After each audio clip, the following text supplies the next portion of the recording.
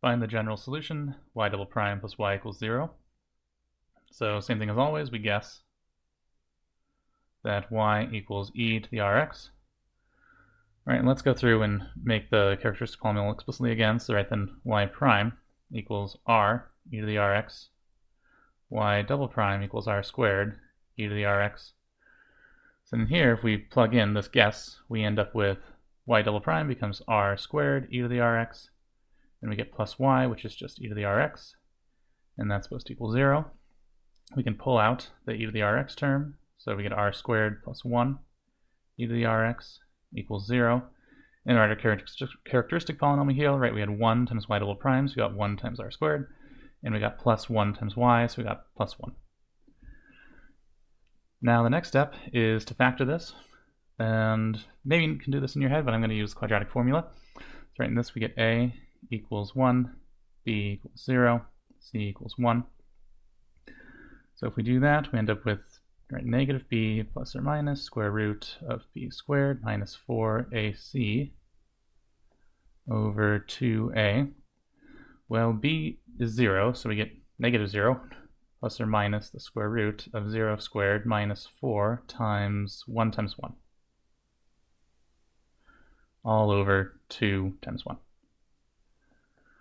All right, well, that ends up equaling, let's see, we get plus or minus square root, it's a negative 4 over 2. Well, that ends up being plus or minus, I can factor out the square root of 4 from there, so square root of 4 times square root of I over 2. That's the same thing as plus or minus 2. Square root of negative 1 turns into the imaginary number I, and I've got over 2. So it actually ends up just being plus or minus I. Sorry. So that's our complex roots. And the formula for this, so if we have complex roots, lambda plus or minus mu times I, the general solution ends up being y of x equals a constant c1 times e to the lambda x times cosine of mu x plus c2 times e to the same lambda x times sine of mu times x. And so in our case, we actually have 0 plus or minus 1 times I. So our lambda is 0 and our mu is 1. So if we write out the general solution for this case, we have y of x equals c1 e to the 0x, right, lambda x, times cosine of 1 times x plus c2 e to the 0x times sine of 1 times x.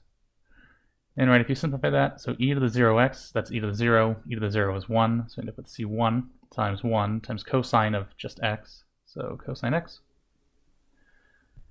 plus c2 times 1 times sine of x, so just sine x here. And that's the general solution. The reason this one works out, so before I think I plugged in the complex exponential solutions showed they work. Let's go ahead and show that this one works. So this is the general solution. It should solve the differential equation. So we have, I have y of x. I want to compute y prime of x. That's going to be, I guess I'll get rid of that line. Take a derivative, so I have my c1. Derivative of cosine is negative sine. So this whole term becomes negative c1 sine of x. Then I've got my plus c2. The derivative of sine of x is positive cosine, so I end up with plus c2 cosine x. All right, and then I need the second derivative to plug in. So that ends up being the derivative of sine x is positive cosine, so we get negative c1 cosine of x.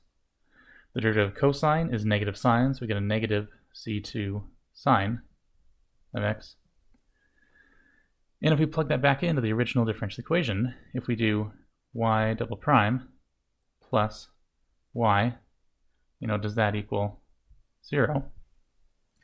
So y double prime is negative c1 cosine of x minus c2 sine x. And I've got my plus here. And then y of x before was c1 cosine x plus c2 sine x. So plus c1 cosine of x plus c2 sine of x. And yeah, that does equal 0, because I've got a negative c1 cosine and I've got a positive c1 cosine added together. They cancel. I've got a negative c2 sine and I've got a positive c2 sine added together. Those cancel. So yeah, this actually solves the original differential equation. And this is the general solution here.